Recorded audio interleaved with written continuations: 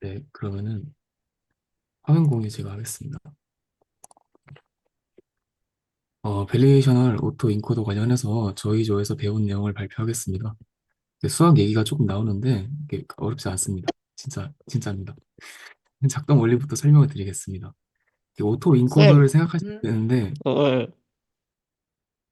그 오토 인코더가 이미지가 들어와서 축소가 됐다가 디코더를 거쳐서 다시 원본 이미지로 돌아가는 게 오토 인코더잖아요. 그래서 오토 인코더의 목적은 인코딩 하는 데 있습니다. 까지 특징 추출, 차원 축소를 하려는 의도가 큰 거죠.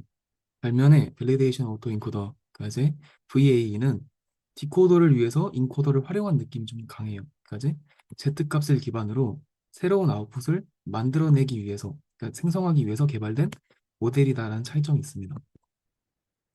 생긴 구조 자체는 되게 비슷합니다.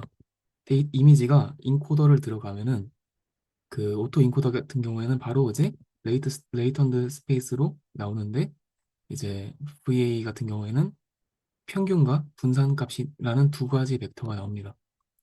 그래서 이제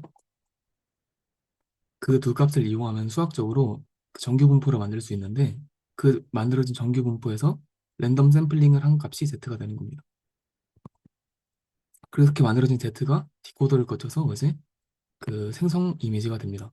최적화를 위해서는 리파라미터라이제이션 트릭이라는 걸 썼는데 이제 평균이 0이고 분산이 1인 정규 분포에서 랜덤 추출한 랜덤 샘플링한 에필론이라는 값을 이제 분산에 곱하고 평균에 더하면은 더해주는 트릭인데 이 트릭을 사용하는 이유는 이제 그 최적화 단계에서 그러니까 정확히 말하면은 백 프로파게이션 단계에서 최적화를 할 수 있도록 해주기 위함입니다. 근데 앞에 조에서 이 부분에 대해서 설명을 해주셨기 때문에 감사하게도 조금 넘어가겠습니다.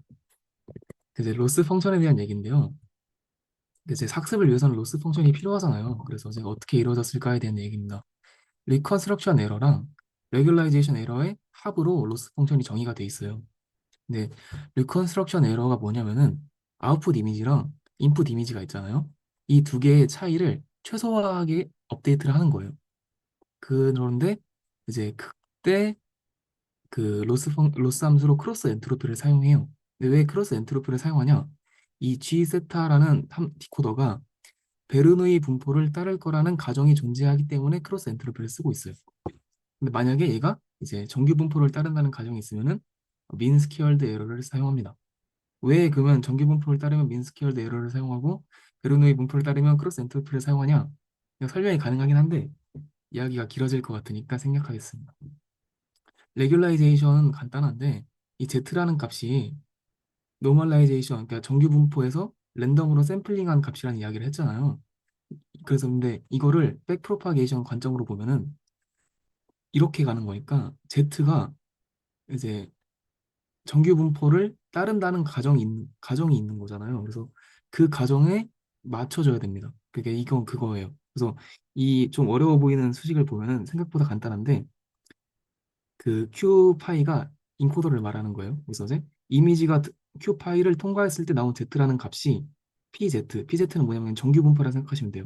정규 분포를 따라야 된다. 그러니까 이제 Z가 정규 분포를 따르는 방향으로 이제 옵티마이제이션을 해야 된다라는 의미입니다. 얘를 그냥 수학적으로 풀면은 이러한 식이 나오는 거고. 그래서 이 두 개의 합으로 로스 펑션이 정의가 되어 있습니다. 이거는 이제 제가 좀 이해가 안 돼서 공부를 한 건데 그거에 대한 제가 이해한 바를 나누려고 갖고 온 겁니다. 그 라이클리후드가 뭐냐면은 이제 동전 뒤집기로 예를 들면은 동전 뒤집기의 정확한 확률 분포는 모르고 동전을 뒤집어서 나온 결과들만을 알고 있는 거예요. 그래서 그 결과들을 가지고 역으로 확률 분포를 역연산하는 거. 그러니까 확률 분포를 추측하는 거죠. 그러니까 이걸로 따지면은 이 생성 모델만을 보고 나서 이 G 세타 Z라는 이제 생성 함수의 분포를 예측하는 거예요. 그래서 이제 그거를 최, 그 결국에 이 모든 로스 펑션의 목적은 라이클리후드를 맥시머마이제이션 하는 데 있어요. 그래서 이 확률을 최대로 잘 맞추는 확률 분포를 만드는 목표가 있어요. 그게 이제 목표입니다. 그래서 이 라이클리후드가 이제 결과값을 보고 역으로 분포를 유추한다 이런 뜻이고요. 이걸 갖고 온 이유는 갑자기 적분기호가 나와가지고 이게 왜 나왔지라는 생각을 했었는데 이게 생각해보면 간단한 게 이제 셀 수 있는 확률 분포에 대해 셀 수 없는 확률 분포 이렇게 생긴 거에 대해서 확률을 구할 때는 이제 면적을 구하잖아요. 그래가지고 적분기호를 갖고 왔다는 거, 그 얘기를 하려고 갖고 온 거고요. 그다음에 ELBO 같은 경우에는 이 식을 계산하면은 원래대로라면 이제 결과가 나와야 되는데 식에서 못 구하는 부분이 있는 거예요. 그래서 이제 어디를 못 구하는지를 면밀하게 따지기 위해서 이 복잡한 수식을 거쳐서 총 이 세 가지 항이 완성이 됩니다. 근데 따지고 보니까 이 세 가지 항 중에서 이 뒷부분을 못 구하겠다는 거예요. 근데 수학적으로 얘가 0보다 크다는 게 증명이 됐어요. 그러면 이 값을 최대화하기 위해서는 이 값을 최대화하기 위해서는 이 두 가지 항은 구할 수 있으니까 이 두 가지 항이 최대가 되는 순간이 이 세 가지 항이 최대가 되는 경우의 수일 것이다 라고 가정을 하는 게 이제 ELBO입니다. 아무튼 그래서 제가 이해를 하지 못했어서 공부를 해봤고 그걸 나눠봤습니다. 그 VA의 장점 같은 경우에는 유용한 잠재 표현을 찾을 수 있다는 점이 있고 단점 같은 경우에는 결과값이 흐릿해요.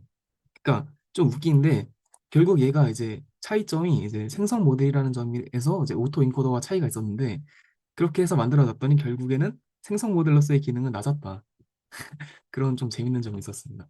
네, 그러면 화면 공유 여기까지 하고 다음 동기님께 넘기겠습니다.